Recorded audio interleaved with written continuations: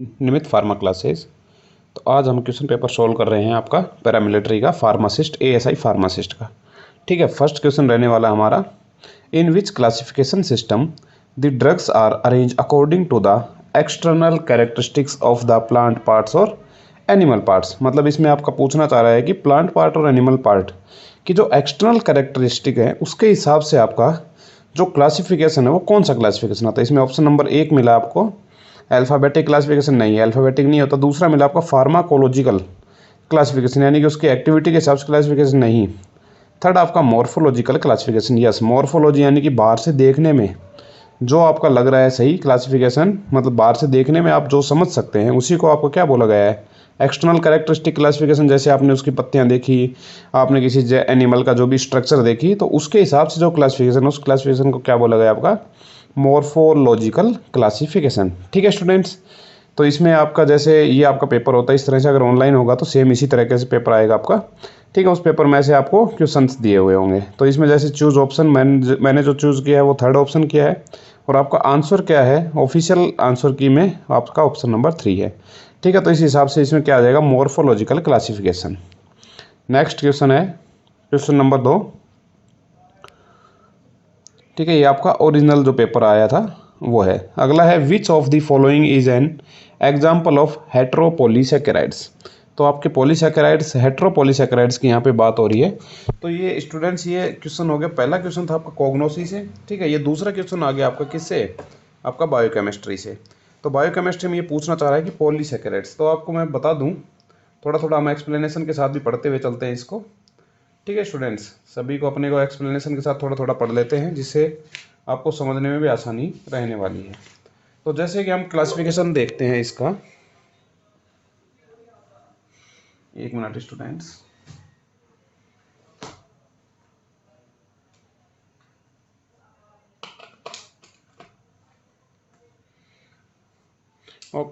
Okay students, तो हम classification देखते हैं। ये पहला क्वेश्चन था आपका कॉग्नोसिस से, दूसरा क्वेश्चन है आपका बायोकेमिस्ट्री सब्जेक्ट से। ठीक है, बायोकेमिस्ट्री से आया है, ये आपका ओरिजिनल जो पेपर है वो है। ठीक है, ये जो आंसर की हमें अपलोड करने के लिए बाद में जो मिलती है कि हमने क्या चूज़ किया और क्या वो है। ठीक है, तो इसमें फर्स्ट दिया है आपको स्टार्च। स्टार्च का एग्जांपल देखें तो स्टार्च आपका पॉलीसेकेराइड होता है। सेलुलोज, सेलुलोज भी आपका पॉलीसेकेराइड होता है। ग्लाइकोजन, ग्लाइकोजन भी आपका क्या है, पॉलीसेकेराइड है। बट ये तीनों क्या है, होमोपॉलीसेकेराइड्स होते हैं। कौन से, होमोपॉलीसेकेराइड्स। हमसे क्या पूछ रहा है आपका, हेटेरोपॉलीसेकेराइड, हेटेरोपॉलीसेकेराइड का एग्जांपल पूछ रहा था। हेटेरोपॉलीसेकेराइड का एग्जांपल हाइलुरोनिक एसिड।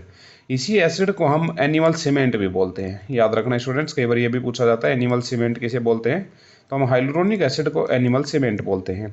अब ये तीनों थे आपके पॉलीसेकेराइड्स पूछ रहा है। ठीक है, ये क्या पूछ रहा है, हेटेरोपॉलीसेकेराइड, ये थे अपने होमोपॉलीसेकेराइड्स। अब आपसे अगर मैं पूछूं तो ये कौन सा है, सबसे पहले होते हैं कार्बोहाइड्रेट।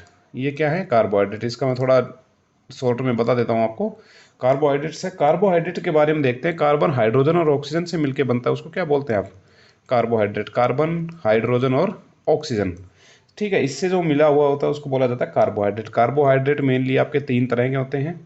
ठीक है, जैसे मोनोसेकेराइड, मोनोसेकेराइड हो गया आपका, डाइसेकेराइड और पॉलीसेकेराइड। कई जगह क्या लिखा है, ओलिगोसेकेराइड और फिर पॉलीसेकेराइड लिखा होता है। तो हम मेनली मोनो, डाई और पॉली में पढ़ लेते हैं। तो जैसे मोनो में देखते हैं हम, मोनोसेकेराइड वो होते हैं जिसमें एक ही आपका मॉलिक्यूल हो गया। ठीक है, जैसे एग्जाम्पल के तौर पे मैं आपको बताऊं, यहाँ पे 3 से C3 से लेकर C7 तक के कार्बन्स होते हैं। ठीक है, एग्जाम्पल के तौर पे हम मेनली ग्लूकोज देखते हैं, C6H12O6, ये आपका ग्लूकोज मॉलिक्यूल हो गया। ये एग्जाम्पल होता है कि इसका आपका मोनोसेकेराइड्स का। मोनोसेकेराइड्स के और एग्जाम्पल्स की बात करें हम, ठीक है, मोनोसेकेराइड में देखते हैं तो हम राइबोज हो गया, राइबोलोज हो गया, फ्रक्टोज, ग्लूकोज, गैलेक्टोज, मैनोज। ठीक है, ये सब हो गया आपके इरिथ्रोज। ठीक है, इरिथ्रोज इस टाइप के आपके मोनोसेकेराइड्स होते हैं। अब हम बात करें डाइसेकेराइड्स की। इसमें क्या होते हैं, 2 मोनोसेकेराइड यूनिट्स आपस में मिली हुई होती हैं। डाइसेकेराइड में कितनी, 2 मोनोसेकेराइड यूनिट्स अगर आपस में मिली हुई होती है उसको क्या बोला जाता है आपका, डाइसेकेराइड। डाइसेकेराइड्स के एग्जाम्पल आपने देखे होंगे, माल्टोज, माल्टोज जिसको माल्ट शुगर भी बोलते हैं, लैक्टोज जिसको मिल्क शुगर बोलते हैं, और आपका सुक्रोज। स्टूडेंट्स, मैं आपको ये एक्सप्लेनेशन के साथ इसलिए बता रहा हूँ कि पिछली बार मान लीजिए ये क्वेश्चन आया था, अगली बार इनमें से कोई क्वेश्चन आ गया तो इसलिए मैं आपको ये बता रहा हूँ। सुक्रोज को ही आपकी इन्वर्ट शुगर भी बोला जाता है। ठीक है, पॉलीसेकेराइड्स आपके मोनो, यानी कि होमोपॉलीसेकेराइड और आपका हेटेरोपॉलीसेकेराइड, 2 तरह के होते हैं। तो होमो के मैंने एग्जाम्पल 3 बताए आपको, हेट्रो का एक एग्जाम्पल बता दिया आपको। ठीक है स्टूडेंट्स, तो इस तरह के आपसे क्वेश्चंस पूछे जाते हैं एग्जाम में। ठीक है, अगला क्वेश्चन देखते हैं हम। तो बिल्कुल इजी भी क्वेश्चंस नहीं आते, मतलब अच्छे क्वेश्चन आएंगे। अगला क्वेश्चन आपका, one of the isothiocyanate glycosides black mustard is used as. अब ये किसका क्वेश्चन हो गया आपका, कोग्नोसी का। ये हो गया आपका कोग्नोसी का क्वेश्चन कि one of the isothiocyanate glycoside, ये कौन सा थायोसाइनेट, आइसोथायोग्लाइकोसाइनेट ब्लैक मस्टर्ड, किस तौर पे ब्लैक मस्टर्ड को यूज़ किया जाता है। जो हम घर में सरसों यूज़ करते हैं, जो सरसों का तेल, तो सरसों का तेल आपने जब भी कभी खोल के देखा होगा, सिंपल सा, ज़्यादातर लोग ग्रामीण एरिया से ही बिलोंग करते हैं, उन्होंने सरसों का तेल, या सभी किचन में तो काम करते ही हैं, तो आपने देखा होगा कि आपकी रसोई में जो भी सरसों का तेल होता है, उसको जब भी हम कभी गर्म करते हैं तो उसमें से एक इरिटेशन से, आंखों में जलन सी महसूस होती है उसको, अगर आप तेल को ज़्यादा गर्म करते हैं तो उसमें से क्या कंटेंट निकलता है। पहले कंटेंट भी पूछा हुआ एक एग्जाम में, सल्फर, याद रखना, सल्फर कंटेंट, जिसकी वजह से वो आंखों में जलन करता है। या आपने नया नया तेल निकाला है कहीं से, तो वो तेल क्या करता है, आपको उस रूम में रख दोगे, रूम में भी ऐसे इरिटेशन सी करेगा, तो उसमें क्या नेचर होता है, काउंटर इरिटेंट का नेचर होता है। कौन सा नेचर होता है उसमें, काउंटर इरिटेंट के नेचर के तौर पे उसका यूज़ किया जाता है। किसका, आपका जो भी ये ब्लैक मस्टर्ड होता है, आपको याद करना है। ये कोग्नोसी का आ गया, देखते जाइए क्वेश्चंस भी।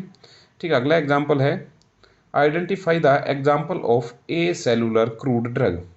इसमें क्या बोल रहा है, ए सेलुलर क्रूड ड्रग की बात कर रहा है। एग्जाम्पल देखिए, रूट्स, रूट्स में तो बहुत सारी सेल्स होती है, रेजिन्स जो होती है वो आपका ए सेलुलर क्रूड ड्रग है। ठीक है, रूट्स हो गया, लीव्स हो गया, बार्क हो गया। ठीक है, तो ए सेलुलर क्रूड ड्रग का एग्जाम्पल क्या हो गया, रेजिन्स हो गया आपका। ठीक है स्टूडेंट्स, तो पेपर इस तरह से आता है। अब ये कोग्नोसी का हो गया, आप ये देखते जाइए कितने कोग्नोसी के क्वेश्चन आ रहे हैं, कितने किस सब्जेक्ट से आते हैं। ये हो गया आपका कोग्नोसी का।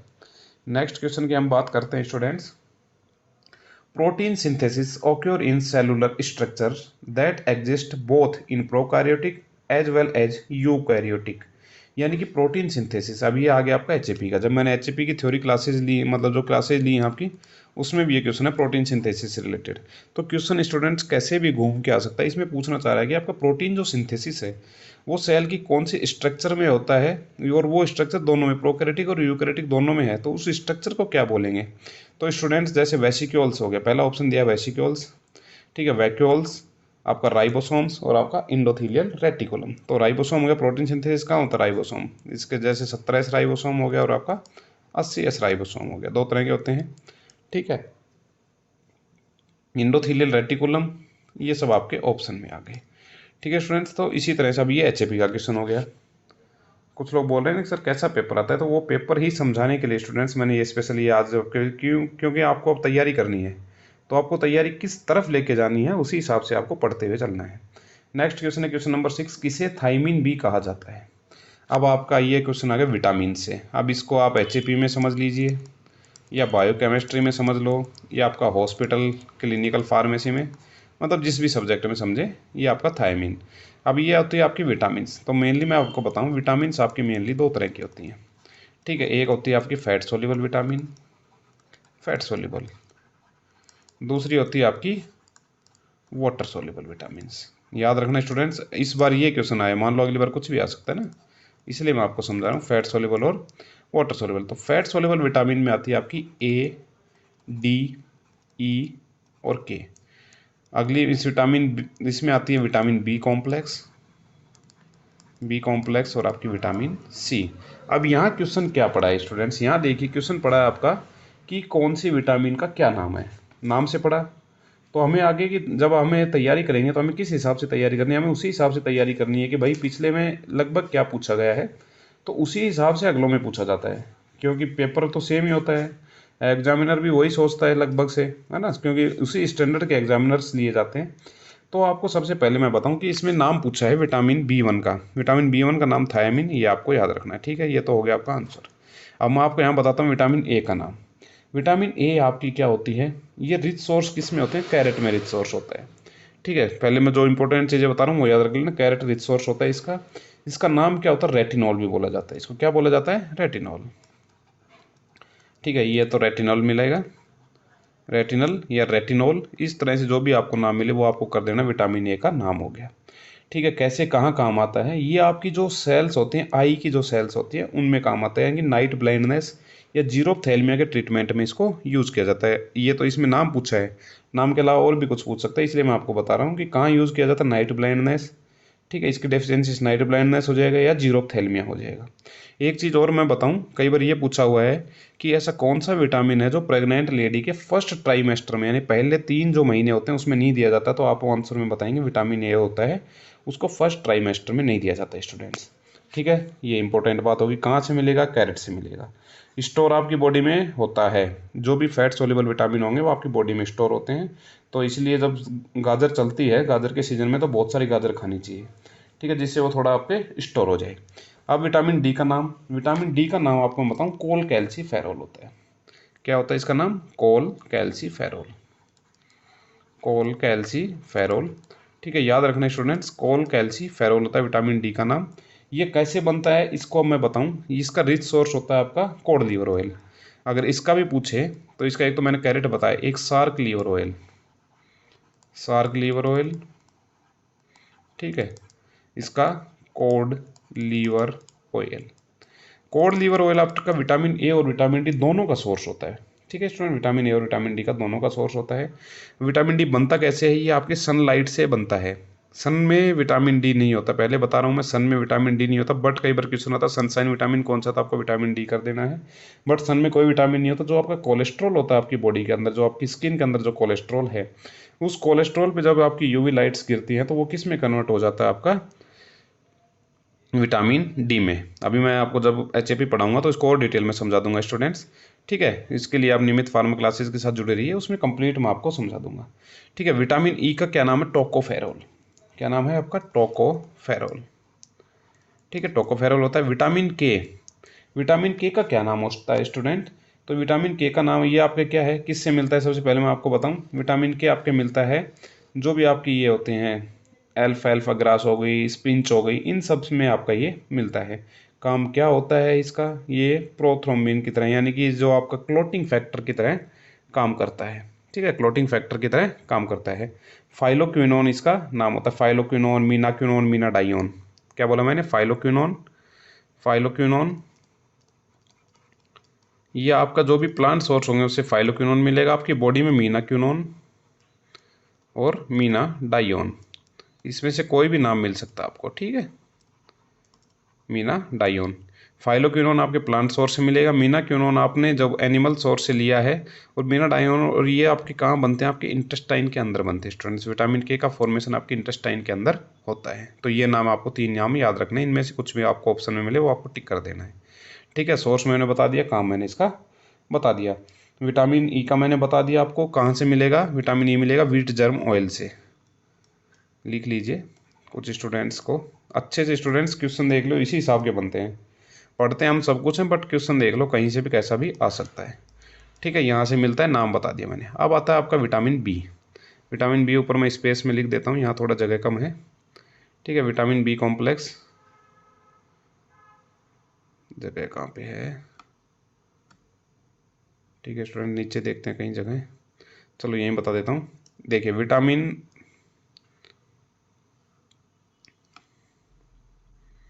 उसी के सामने बता देता हूँ, चलो यहाँ बताता हूँ। ठीक है, vitamin B one, B one का नाम आपको मिल गया थायामीन। विटामिन बी वन का क्या नाम हुआ? थायामीन, जो आपके ऑप्शन में ऊपर मिला हुआ है। अब आता है विटामिन बी टू का नाम, इसका नाम होता है आपका राइबोफ्लेविन। क्या नाम होता है इसका? Riboflavin. Vitamin B three, vitamin B three का नाम होता है नियासिन। विटामिन बी फोर होता है क्या? B four. ठीक है स्टूडेंट्स, फिर उसके बाद आते हैं विटामिन बी सिक्स की बात करते हैं हम। विटामिन बी सिक्स पायरिडॉक्सिन, कौन सी डॉक्सिन? पायरिडॉक्सिन, विटामिन बी सिक्स हो गई। उसके बाद आता है आपका विटामिन बी सेवन बायोटीन, है ना, vitamin B seven biotin. Vitamin B five भी होता है पेंटोथेनिक एसिड, कौन सा होता है आपका? Pantothenic acid. बी सेवन हो गया, बी एट नहीं होता है। फिर उसके बाद बी नाइन आता है जो आपका फोलिक एसिड होता है, फोलिक एसिड। ठीक है, फिर उसके बाद आपका आता है विटामिन बी ट्वेल्व, साइनेकोबालामीन। ठीक है स्टूडेंट्स, ये हो गया आपके विटामिन बी। ये हो गया आपके क्या होते हैं, ये वाटर सोल्यूबल होते हैं। फिर उसके बाद विटामिन सी होता है, विटामिन सी को बोला जाता है एस्कॉर्बिक एसिड।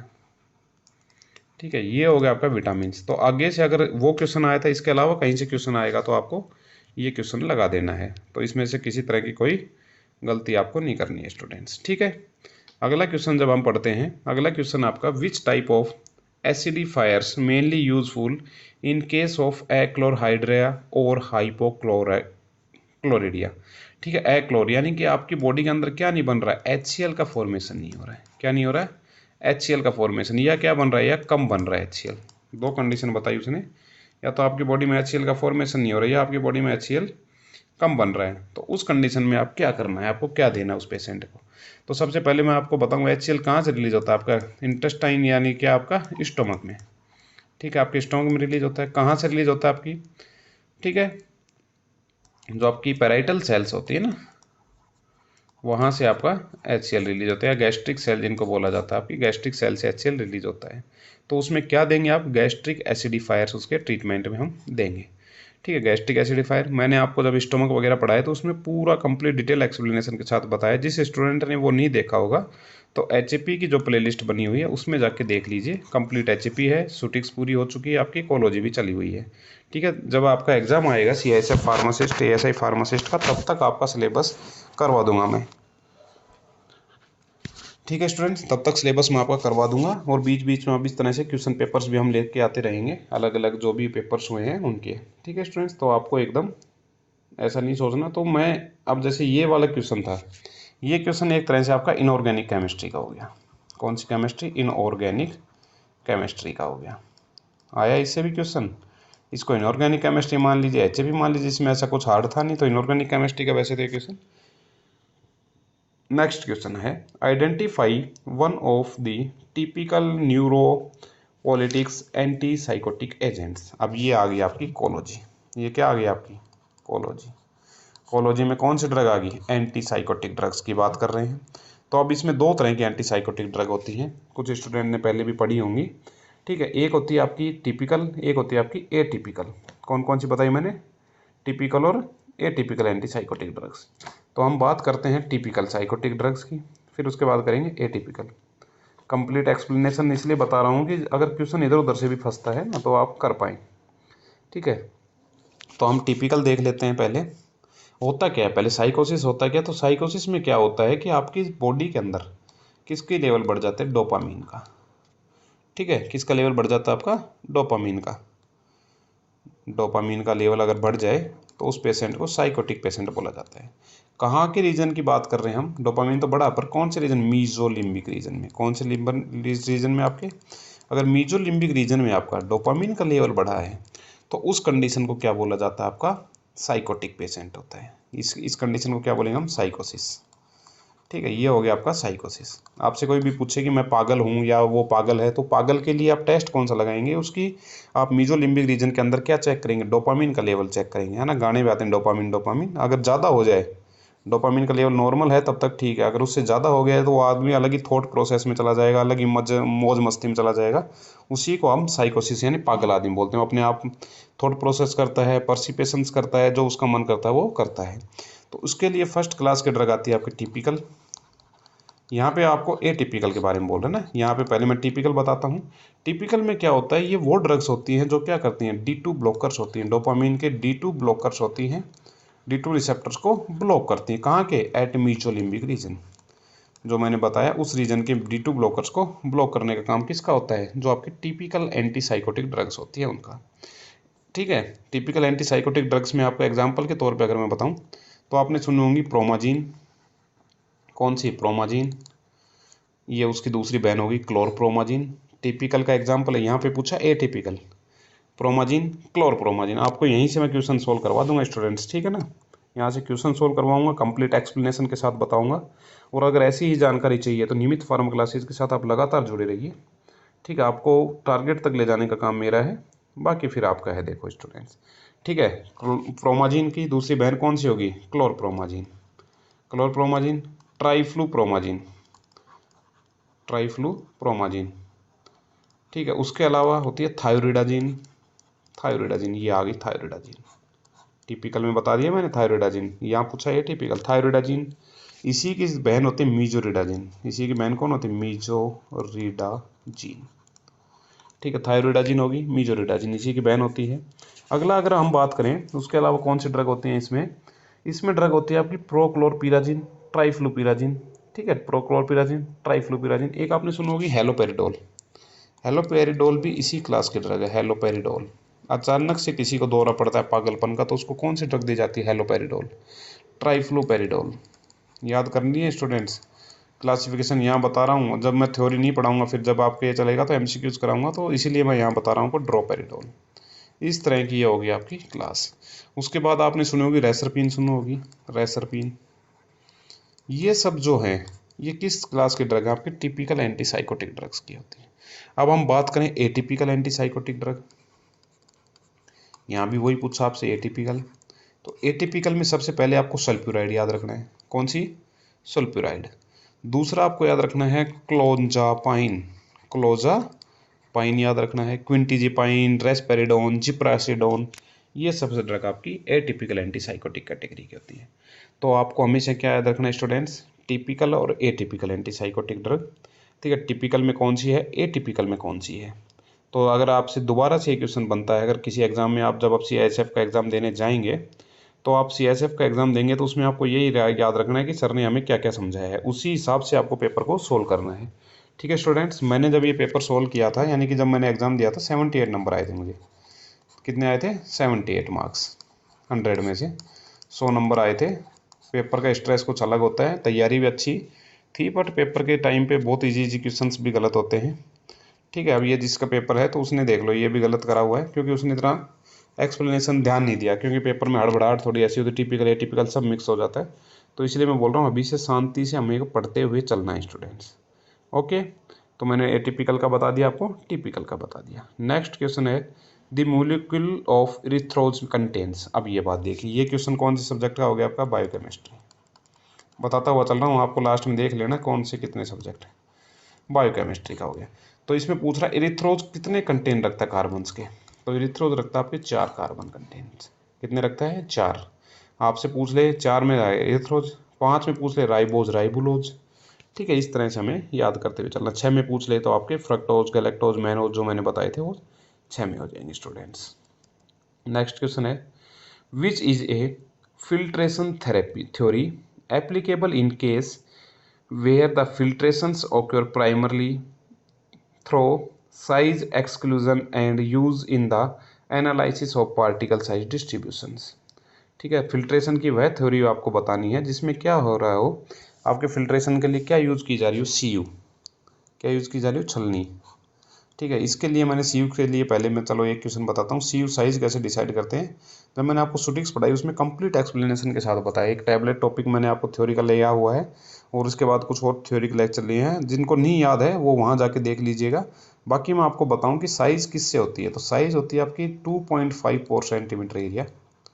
ठीक है, 2.54 सेंटीमीटर। जैसे ये मान लीजिए इतना एरिया है, 2.54 ऐसे होगा और 2.54 ऐसे होगा। तो इसका जो बीच में जो पोर्स आएंगे, यानी कि ये जो पोर्स आएंगे ना इसमें, ये पोर्स ही आपकी सीव साइज कहलाती है। तो सीव साइज से हो गया, तो इसका आंसर क्या हो गया? Sieving theory. सीव यूज़ करें तो सीविंग थ्योरी, सिंपल सा।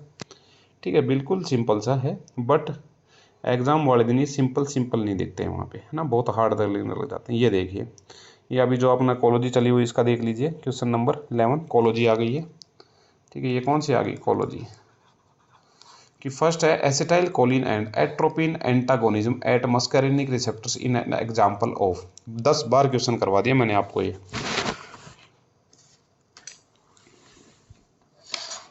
ठीक है स्टूडेंट्स, 10 बार क्वेश्चन करवाया हुआ है। तो कौन से टाइप के होते हैं आपके? एक दूसरे के एंटागोनिस्ट तो होते हैं, बट कौन से एंटागोनिस्ट होते हैं? Competitive antagonism. ठीक है ना स्टूडेंट्स, 10 बार करवाया हुआ है, तो ऐसे ही क्वेश्चन आते हैं। बस क्वेश्चन कहीं से भी आता है ना, मुझे पता है क्वेश्चन क्या आएगा।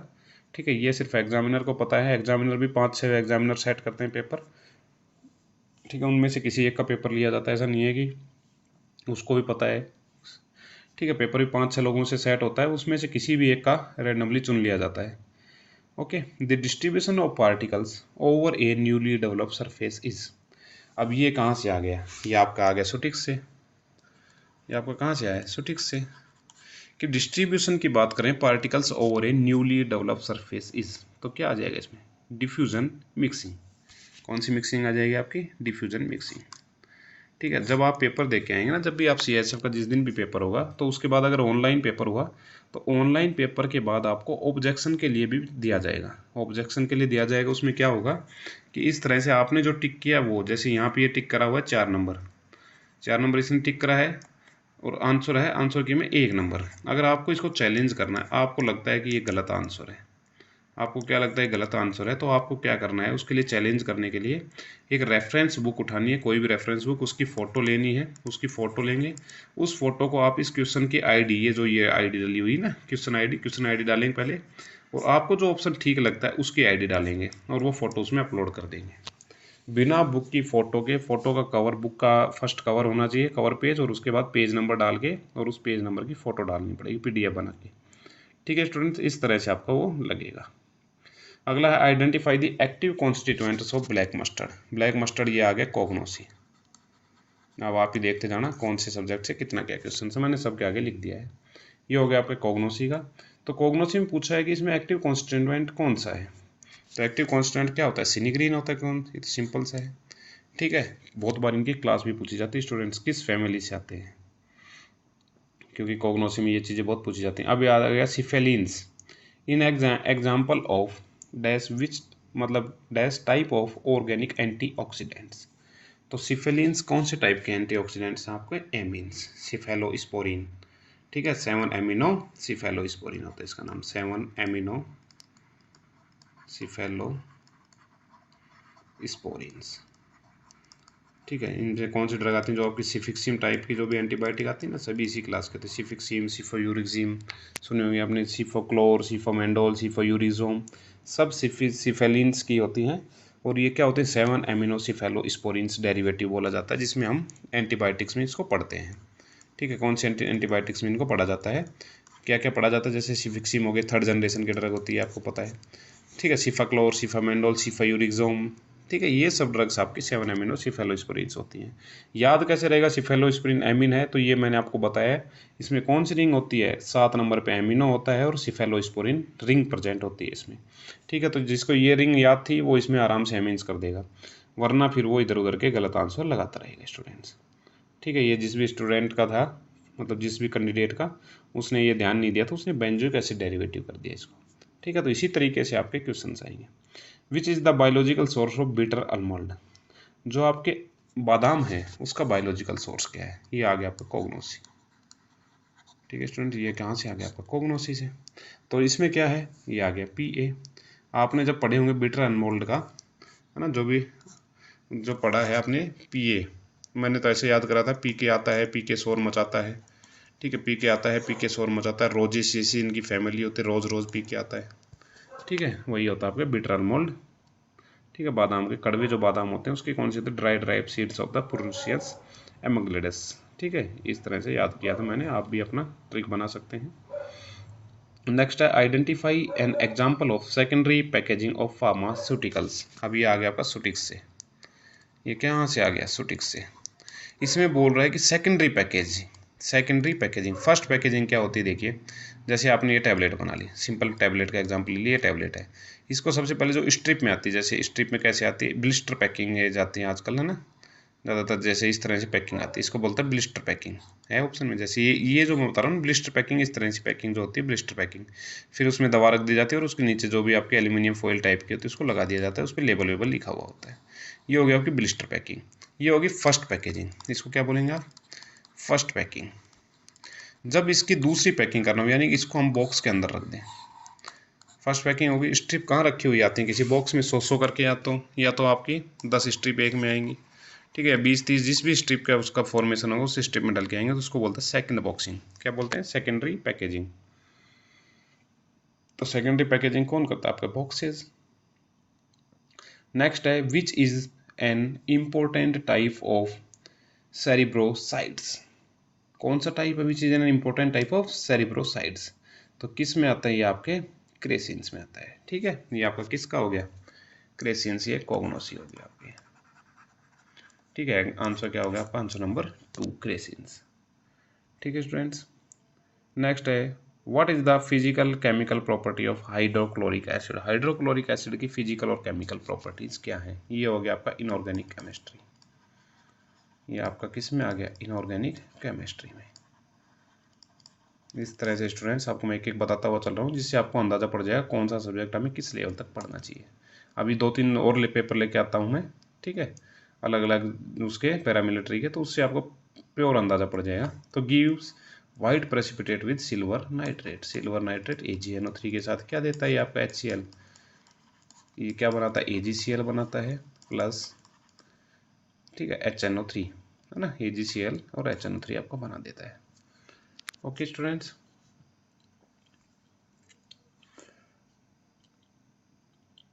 नेक्स्ट है identify the physical and chemical properties of hypophosphoric acid. अब ये भी कहाँ से क्वेश्चन बना आपका, ये भी वहीं से बना, इनऑर्गेनिक। आप ही देखते जाइए कौन से कहाँ से बन रहा है। आपको खुद की आंखों पे भरोसा करना है स्टूडेंट्स, है ना, किसी कही हुई सुनी हुई बात को नहीं मानना है, खुद ने आपने जो दिख रहा है वो मानते हुए चलना है। तो इसमें बोल रहा है कि identify the physical and chemical property of hypophosphorous acid. तो हाइपोफॉस्फोरस एसिड की फिजिकल और केमिकल प्रॉपर्टीज क्या है। तो option number A, it is colourise the KMnO4 solutions, it acts as the diprotic acid, clear yellowish liquid. तो ये आ जाएगा इसका आंसर, क्लियर येलोइश लिक्विड। ठीक है। नेक्स्ट है the among of the following oxy reductase uses H2O2 as oxidant. ये भी आपका इनऑर्गेनिक हो गया। ठीक है, तो H2O2 किस तरह से काम करता है, ऑक्सीडेंट, पेरोक्साइड होता है हाइड्रोजन पेरोक्साइड, तो ये आ गया पेरोक्साइड। H2O2 क्या बोला जाता है, हाइड्रोजन पेरोक्साइड। और दोनों तो नाम से ही जवाब मिल जाता है ना, हाइड्रोजन पेरोक्साइड। ठीक है students. Identify the active constituent of the tannic acid. अभी यह क्या आ गया आपकी, कोगनोसी। ये आपकी क्या आ गई, कोगनोसी। तो इसमें बोल रहा है कि एक्टिव कॉन्स्टिट्यूएंट टैनिक एसिड, तो क्या होता है, गैलिक एसिड एंड ग्लूकोज। क्या हो गया, gallic acid and glucose. Next question, which adulterations is more common in case of the volatile oils containing drugs like the fennel, clove, coriander and the caraway। इसमें क्या किया जाता है, देखो इस ड्रग के बारे में बताता हूँ। क्वेश्चन तो पहले कहाँ से हो गया आपका, कोगनोसिस हो गया। ठीक है, क्या करा जाता है, जिनमें वोलेटाइल ऑयल्स होते हैं जिन ड्रग्स में, उनको क्या किया जाता है, पहले वेपर के अंदर रखा जाता है, भाप के अंदर। भाप के अंदर जैसे मान लीजिए, आपको एग्जांपल सिंपल में बताऊँ, आपने लौंग रख ली, ठीक है, लौंग रखी आपने, लौंग को भाप दिया, तो भाप के साथ क्या होगा, जो आपका वोलेटाइल ड्रग्स होगी वो निकल के चली जाएगी। निकल के कहाँ चली गई, उस वाटर के अंदर मिक्स हो गई, या जो भी आपने वेपर थी उस वेपर के अंदर वोलेटाइल ऑयल्स जो थे उसके चल के उसमें चले गई। अब आपके पास क्या बता, आपके पास बचा एक, मान लीजिए लौंग का खाली डंठल, मतलब दिखने में तो लौंग आपकी प्रॉपर है, प्रॉपर दिखेगी लौंग तो, बट उसके अंदर जो वोलेटाइल ऑयल था वो नहीं होगा। उसको क्या बोलता है, एग्जॉस्टेड ड्रग बोला जाता है। उनको कौन सी ड्रग बोला जाता है, एग्जॉस्टेड ड्रग। इसी ड्रग को हम अगर जूरिस की भाषा में बात करें, तो ये कौन सी ड्रग होगी आपकी, एग्जॉस्टेड ड्रग जो होगी उसको कौन सी ड्रग बोला जाता है, एडल्ट्रेंट ड्रग बोला जाता है। उसको कौन सी ड्रग बोलते हैं स्टूडेंट्स, एडल्ट्रेंट। तो एडल्ट्रेशन की जब भी आपसे पूछा जाए तो आप क्या बोलेंगे, वो ड्रग क्या होगी, या तो एग्जॉस्टेड होगी, या क्या होगी, वो गलत मतलब गंदी होगी, या उसको गंदे इन्वायरमेंट में रखा हुआ होगा, उसी को एडल्ट्रेंट ड्रग बोला जाता है। तो ये वही एडल्ट्रेंट के। तो कोगनोसिम देखें तो ये एग्जॉस्टेड ड्रग होगी, सब्सटीट्यूशंस विद एग्जॉस्टेड ड्रग। इसी ड्रग को हम अगर जूरिस की भाषा में बोलें तो ये कौन सी होगी, आपकी एडल्ट्रेंट ड्रग होगी। ठीक है, नेक्स्ट क्वेश्चन है which is the most important group use as a sedative and hypnotics agent. ये कहाँ से आ गया आपकी, कोलॉजी। क्या आ गई आपकी, कोलॉजी। तो सेडेटिव और हिप्नोटिक्स के बारे में पूछ रहा है, तो मोस्ट कॉमन ग्रुप कौन सा है, बेंजोडाइजिपाइन, BZDS जिनको बोला जाता है, बेंजोडाइजिपाइंस। ठीक है स्टूडेंट्स, BZDS। बारबिटरेट्स आपके क्या हो गए, 5-HT1 receptors, beta adeno receptors antagonist. ठीक है, धीरे धीरे सब पता चल जाएगा जिनको नहीं भी पता है, बट आपके BZDS क्या होते हैं, सेडेटिव एंड हिप्नोटिक्स होते हैं। ठीक है स्टूडेंट्स, अगला है which of the following disaccharides have the 2β-D glucose structure. ये कहाँ से आया आपका, बायोकेमिस्ट्री से। पहले मैं सब्जेक्ट बताता हूँ फिर आपको आगे अपन सोल्व करेंगे। बायोकेमिस्ट्री से आया। इसमें कह रहा है कि किस में डाइसैकेराइड है जो 2β-D ग्लूकोज स्ट्रक्चर रखता है। कौन सी रखता है, 2β-D ग्लूकोज। तो ये आपका maltose malt sugar, isomaltose sucrose, maltose lactose sucrose, इसको इन्वर्ट शुगर भी बोल जाता है, इसका सेलिबोज आंसर हो गया। ये कौन सी स्ट्रक्चर रखता है, 2 बीटा ग्लूकोज स्ट्रक्चर। ठीक है students. Identify the drug obtain from the synthetic source. Synthetic source से कौन सी ड्रग ऑब्टेन होती है, पेनिसिलिन आपके natural penicillin notatum, streptomycin griseus, morphine papaver somniferum से ऑब्टेन होती है ना। तीनों की मैंने आपको नेचुरल सोर्स बताई, प्लांट सोर्स से ऑब्टेन होती है। एस्प्रिन क्या होती है, एस्प्रिन का नाम से ही पता चल जाएगा, एसिटाइल सैलिसाइलिक एसिड। ठीक है, एस्प्रिन का नाम क्या होता है, एसिटाइल सैलिसिलिक एसिड। ठीक है, ये तीनों नेचुरल सोर्स, पेनिसिलिन नोटाटम या पेनिसिलिन क्रीसोजिनम, स्ट्रेप्टोमाइसिन ग्रीसियस, पेपावर सोम्निफेरम। ठीक है, ये सब आपका बताया मैंने आपको। एसिटाइल सैलिसिलिक एसिड इसका नाम से ही पता चल रहा है किस सोर्स से आ रही है, आपका सिंथेटिक सोर्स से, लैब में बनी हुई ड्रग है। Which buffer contains the boric acid, potassium chloride and sodium hydroxide. तो ये किससे हो गया आपका, इनऑर्गेनिक केमिस्ट्री। ठीक है, इनऑर्गेनिक केमिस्ट्री। तो ऐसा कौन सा बफर है जिसमें बोरिक एसिड भी मिलेगा, आपका पोटेशियम क्लोराइड भी मिलेगा, KCl भी मिलेगा, और आपका सोडियम हाइड्रोक्साइड NaOH मिलेगा। ठीक है, तो इसमें आपका एल्कलाइन बोरेट बफर में ये सब चीज़ें मिलती हैं। किसमें मिलती हैं, आपकी एल्कलाइन बोरेट बफर में। ठीक है, अगला है which is the doses form for vaginal route of administrations. आ गई कोलोजी। क्या आ गई, कोलोजी, जो अभी मैंने इंट्रोडक्शन की क्लासेज ली हैं उससे रिलेटेड आ गया है। Which is the doses form for vaginal route of administrations. ठीक है, इसको कोलोजी या सुटिक्स भी बोल सकते हैं, क्योंकि सुटिक्स में भी आती है डोजेज फॉर्म। सुटिक्स ले लो, इसको सुटिक्स में भी काउंट कर सकते हैं, कोलोजी में भी। ठीक है, तो कौन सी जो वेजाइनल रूट से एडमिनिस्ट्रेट की जा सकती है। ठीक है, पाउडर, पाउडर कर पाओगे, मुश्किल है पाउडर को, तो टैबलेट तो हो सकती है वेजाइनल रूट से, सिरप नहीं कर पाएंगे। एलिक्जर्स को क्या बोला, एलिक्जर के बारे में एक बात बताऊं, एलिक्जर से एक बार क्वेश्चन आया हुआ है कि एलिक्जर क्या है, तो इसको बोलते हैं हाइड्रो एल्कोहलिक सॉल्यूशन। क्या बोला जाता है, हाइड्रो एल्कोहलिक सॉल्यूशन, या स्वीटेंड हाइड्रो एल्कोहलिक सॉल्यूशन भी बोल सकते हैं इसको। ठीक है, अगला ऑप्शन है ऑइंटमेंट्स। ऑइंटमेंट आप दे सकते हैं इमल्सन्स फॉर्म, इमल्सन फॉर्म्स, पेसिस्ट्रीज और स्पंज, ये दे सकते हैं। ट्रांसडर्मल पैच आप वेजाइनल रूट्स नहीं दे सकते। क्रीम पेस्ट, स्प्रे कैसे देंगे। ठीक है, ये सब तो इसमें ऑप्शन नंबर बी थोड़ा ठीक है, 2 नंबर थोड़ा ठीक है, तो 2 नंबर ही इसमें आ जाएगा।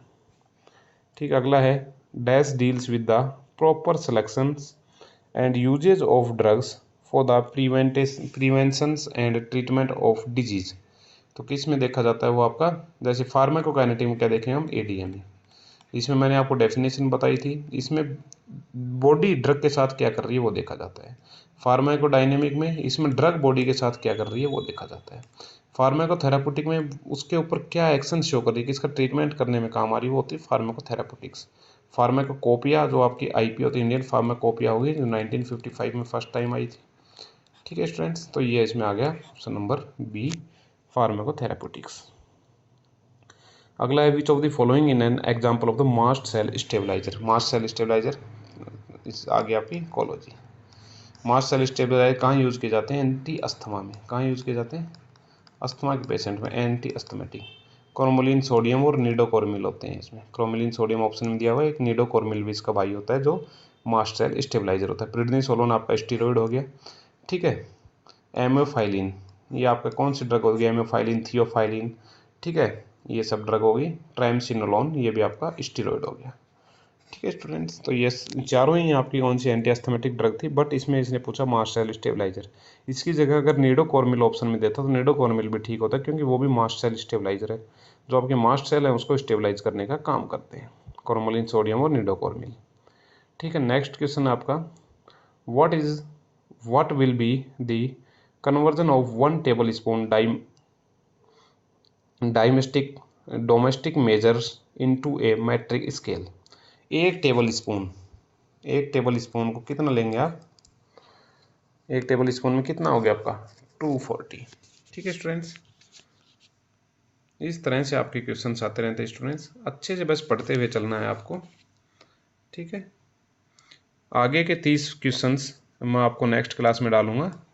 ठीक है, तब तक आप पढ़ते रहिए, लिखते रहिए, जुड़े रहिए नियमित फार्मा क्लासेस के साथ, और अपने जो भी स्टूडेंट्स, आपके जो भी साथी इसकी तैयारी कर रहे हैं, उन साथियों तक ये वीडियो ज़रूर शेयर करें, और जिसने सब्सक्राइब वगैरह नहीं करा सब्सक्राइब कर ले, वीडियो को लाइक करके ही जाएं।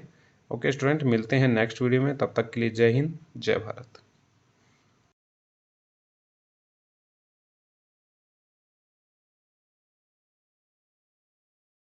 नियमित फार्मा क्लासेस। तो हम जो आईटी जो ये पेपर सोल्व कर रहे थे उस पेपर को हम कंटिन्यू करते हैं आज। ठीक है, तो जो क्वेश्चन था ये आपका लास्ट क्वेश्चन जो मैंने उसमें बताया था कि 1 टेबल स्पून फुल। तो ठीक है, इसमें आपका ऑप्शन तो टेबल स्पून के हिसाब से तो कुछ ठीक नहीं लग रहा मुझे, है ना। टेबल स्पून में तो लगभग 15 ml के आसपास होता है, उसके हिसाब से तो कुछ ठीक नहीं लग रहा है। तो इसमें हम देखें कि ये जो 240 दिया है टम्बर फुल का है ना। टम्बर फुल 240 ml तो टम्बर फुल होता है। तो जो इस टाइप के अगर कोई क्वेश्चन आते हैं आपको, तो उसको क्या कर लेना आपको, अभी पढ़ते टाइम तो करेक्ट कर लेना, पर जिस दिन आपका आंसर की आएगी, रिजल्ट आएगा ना जिस दिन, उस दिन आपको इसको ऑब्जेक्शन के लिए डाल देना स्टूडेंट्स। ठीक है, उस दिन आपको ऑब्जेक्शन वगैरह के लिए डाल देना है, तो इसमें आपको बोनस अंक मिल जाएगा उसका। ठीक है, घबराना नहीं है, बोनस अंक मिलता है उसमें, तो आपको प्रॉपर बोनस अंक मिलेगा। अगला है what is called as a membrane bound granules या membrane bound organelle involve in a cellular process such as a protein transportation and production. Protein transportation और प्रोडक्शन में ट्रांसपोर्टेशन का काम एंडोथेलियन रेटिकुलम का होता है ना। तो ये मेम्ब्रेन बाउंडेड ऑर्गेनली है जो किस में होता है, cellular process such as a protein transport and production में तो एंडोथेलियल रेटिकुलम, जैसे रफ एंडोप्लाज्मिक रेटिकुलम होता है एक आपका, एक स्मूथ एंडोप्लाज्मिक रेटिकुलम होता है। ये किसका करती है, रफ स्मूथ करती है आपकी स्टीरॉइड्स का, स्टीरॉइड का सिंथेसिस और ट्रांसपोर्टेशन, और ये किसका करती है, प्रोटीन का सिंथेसिस और ट्रांसपोर्टेशन, मैंने आपको बता दिया है। तो इसमें एंडोथेलियन रेटिकुलम हो जाएगा। गोल्जी एंड डायमेटिस ये वेसिकल्स।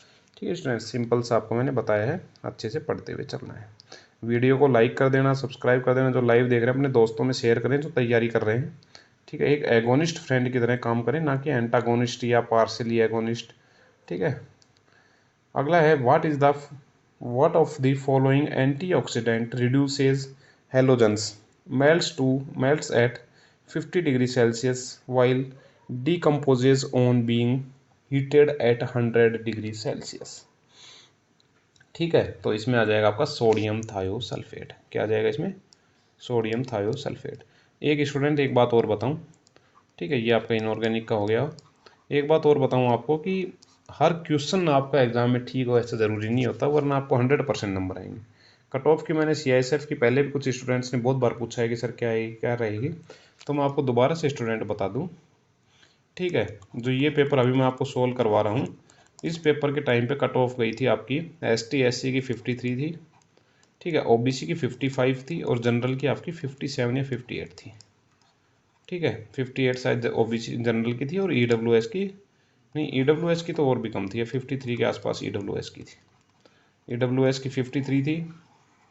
ठीक है, UR कैटेगरी की थी आपकी 58, OBC की आपकी 55 थी, और आपकी इसकी थी SC ST की 53 या उससे 51 थी, SC ST की 51 थी। ठीक है, ये कट ऑफ रही थी उस टाइम। अब आप देख लीजिए कितने कट ऑफ जाती है। ठीक है, इसकी मैंने आपको पहले स्टूडेंट्स को बताई, बहुत स्टूडेंट डाउट करते हैं, मैं बता रहा हूँ UR की 65 के आसपास रहने वाली है। ठीक है, OBC की EWS की मान लीजिए आप 60 के आसपास, OBC की भी 60 के आसपास। ठीक है, इनमें कोई ज़्यादा फर्क नहीं है। ठीक है, SC ST की आप मान लीजिए 59 57 या 56 मान लीजिए। ठीक है स्टूडेंट, इतनी आपकी कट ऑफ रहने वाली है। बाकी पेपर पे डिपेंड करेगा, पेपर आपका किस लेवल का आता है, वो पेपर पे डिपेंड करता है, पेपर आपका किस लेवल पे आता है। फिर उसके बाद इंटरव्यू में मेन पंगा पड़ता है, अच्छे अच्छे लोग भी बाहर हो जाते हैं कई बार। ठीक है, जिनका अच्छा नंबर आया बट बोलने में वहाँ कॉन्फिडेंस नहीं दिखा पाए या इक्विपमेंट्स नहीं बता पाए, तो बाहर भी कर दिया जाता है। अगला है what is the use of the safed musli one of the saponin glycosides. ये हो गया आपकी कोगनोसी। सफ़ेद मूसली किस में यूज़ की जाती है, जनरल टॉनिक के तौर में यूज़ की जाती है, एज ए सप्लीमेंट्स यूज़ करते हैं। ठीक है, तो जनरल टॉनिक हो गया। नेक्स्ट है आपका which drug is mainly used as a uterine tonic and oxytocic. Oxytocic यानी कि यूटेराइन टॉनिक, यूट्रस को टॉनिक के तौर पे काम करने वाली ड्रग, और आपका एज ए ऑक्सीटोसिस के तौर पे कौन सी ड्रग यूज़ की जाती है, आपकी अशोका बार्क यूज़ की जाती है। ये भी आपका कोगनोसी का क्वेश्चन हो गया। अर्जुन बार्क को आपको हार्ट अटैक में, ठीक हार्ट के जो भी पेशेंट्स होते हैं उनके लिए बताई जाती है अर्जुन बार्क। ठीक है, अर्जुन की बार्क हार्ट पेशेंट्स के लिए यूज होती है। अगला है figure out one of respiratory stimulant. यह हो गया आपकी कोलॉजी। रेस्पिरेटरी स्टिमुलेंट के तौर पे क्या दी जाती है, तो आपकी अमोनियम कार्बोनेट NF दी जाती है रेस्पिरेटरी स्टिमुलेंट के तौर पर स्टूडेंट्स। ठीक है, next identify one of the saturated fatty acids, ये होगी आपकी बायोकेमिस्ट्री। ठीक है, सैचुरेटेड फैटी एसिड का एग्जांपल इसमें दिया प्रोपियोनिक। ठीक है, सैचुरेटेड और अनसैचुरेटेड फैटी एसिड्स, सबके दो तरह के फैटी एसिड्स होते हैं। ठीक है, सैचुरेटेड एंड, अभी इकोलॉजी वो पढ़ाऊंगा बायोकेमिस्ट्री, उस टाइम कंप्लीट डिटेल में बता दूंगा।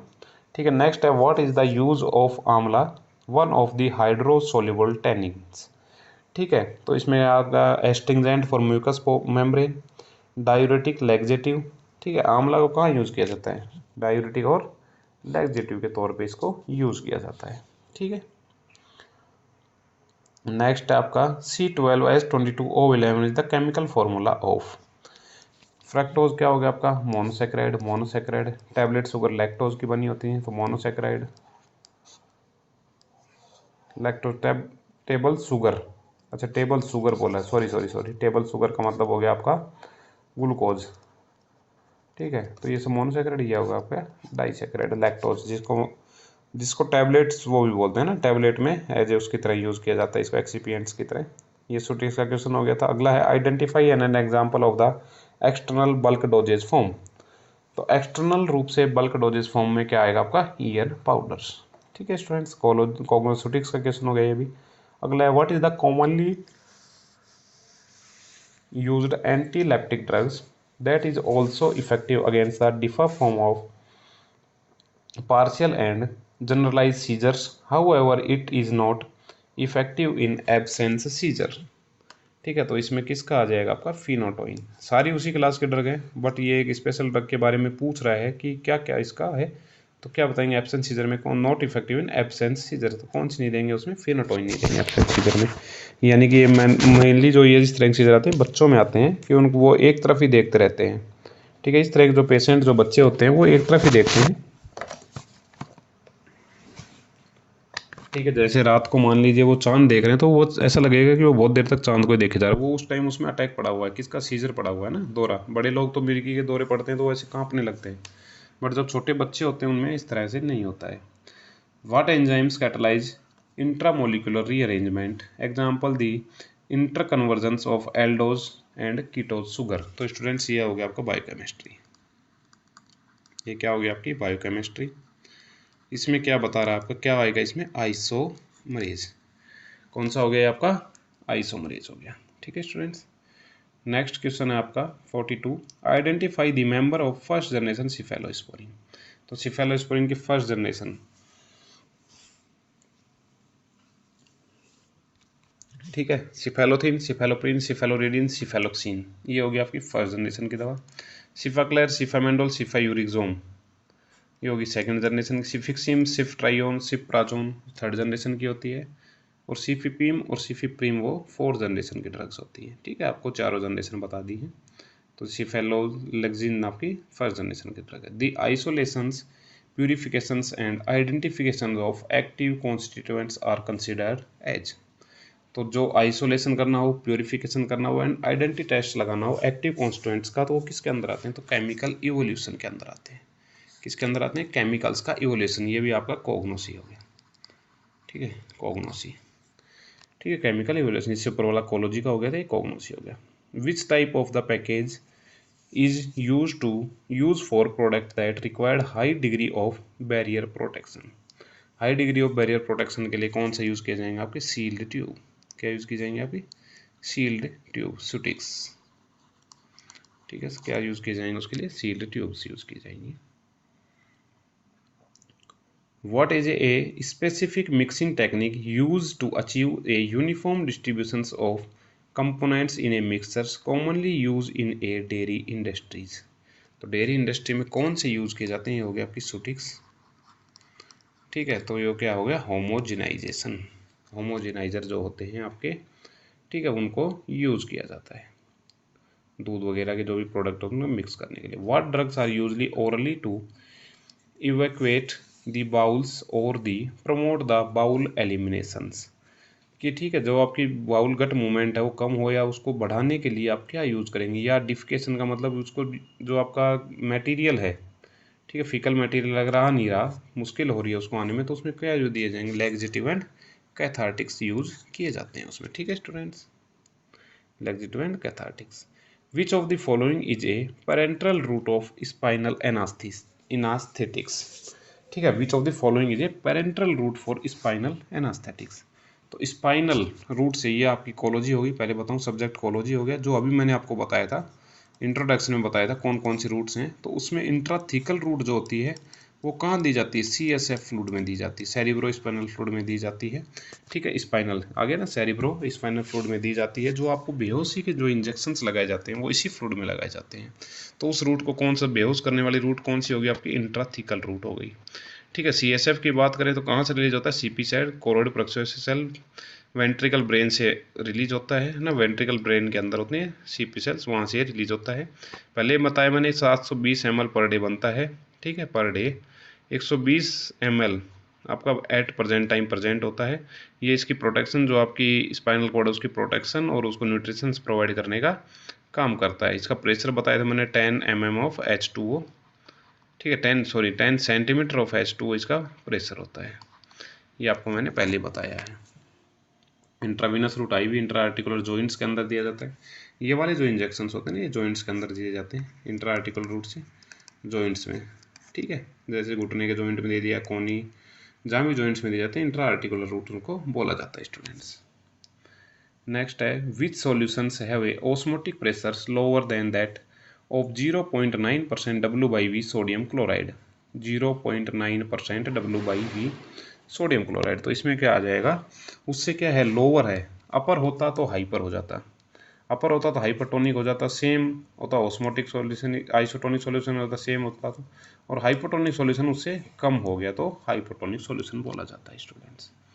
नेक्स्ट आपका 49 which theory of acid and base is also termed as the proton concept. फिर वही इस पेपर में तो मुझे लग रहा है आपका सबसे ज़्यादा क्वेश्चंस कहाँ से आए हैं, जो आपका इनऑर्गेनिक है वहाँ से, है ना। तो जो प्रोटोन बेस्ड थ्योरी है, प्रोटोन बेस्ड थ्योरी वो किस पे है, लुइस लोरी ब्रोनस्टेड थ्योरी बोला जाता है उसको। कौन सी बोला जाता है, लोरी ब्रोनस्टेड थ्योरी बोला जाता है। ठीक है स्टूडेंट्स, नेक्स्ट है which drug is helps to reduce the gastric acid secretions. तो gastric acid secretion cimetidine, cimetidine कौन सी क्लास की ड्रग आपकी, एंटी हिस्टामिनिक ड्रग होती है। H2 रिसेप्टर्स ब्लॉकर होती है, H2 ब्लॉकर ड्रग होती है। सिमिटिडिन, रेनोटिडिन, फेमेटिडिन, सिमिटिडिन के साथ साइड इफेक्ट भी शो होता है, इसलिए मेनली रेनटैक यूज़ की जाती है ना, रेनिटिडिन, रेनटैक 5150 आती है ना, mg में यूज़ की जाती है। ठीक है, सिमिटिडिन बहुत सारे साइड इफेक्ट शो करती है, मेल्स के अंदर फीमेल कैरेक्टरिस्टिक लाने का काम भी सिमिटिडिन का होता है। ठीक है, नेक्स्ट है which is a general type of adsorbent used in poisoning that not only absorb heavy metals but also absorb gases like carbon monoxide, carbon dioxide etcetera. तो इसमें क्या एक एंटीडोट की तरह हम यूज़ करते हैं, मेनली आपने देखा होगा एक्टिवेटेड जो चारकोल होता है, एक्टिवेटेड जो चारकोल है इसको इस तौर पे हम यूज़ करते हैं स्टूडेंट्स। ठीक है, किसको, एक्टिवेटेड चारकोल को। What is applications of the Silverson mixture homogeniser. तो सिल्वर्सन मिक्सचर जो होमोजेनाइजर उसके क्या एप्लीकेशंस हैं, वो क्या करता है, आपको जो भी सेमी सॉलिड डोजेज होती हैं उनको मिक्स करने के काम में लिया जाता है सिल्वर्सन मिक्सचर होमोजेनाइजर।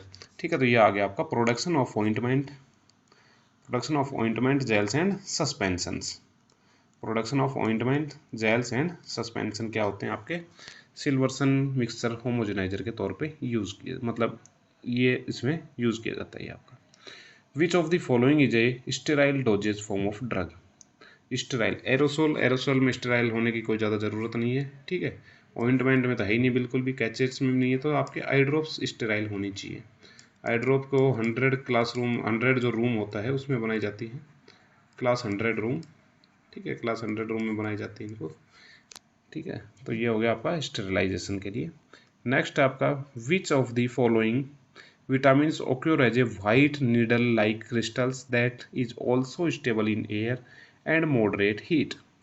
तो कौन सी विटामिन की तारीफ हो रही है आपको, निकोटिनामाइड, यानी जो नियासिन जो हमने बताई थी विटामिन B3, तो ये उसकी बात हो रही है। ठीक है, ये विटामिन B1 हो गया, विटामिन B9 हो गया, और ये आपका B2 हो गया राइबोफ्लेविन। ये कौन सी है, विटामिन B3। ठीक है, तो ये आपकी ये सब प्रॉपर्टीज रखती है। नेक्स्ट है what which of the following is use as an antidote for cyanide poisoning.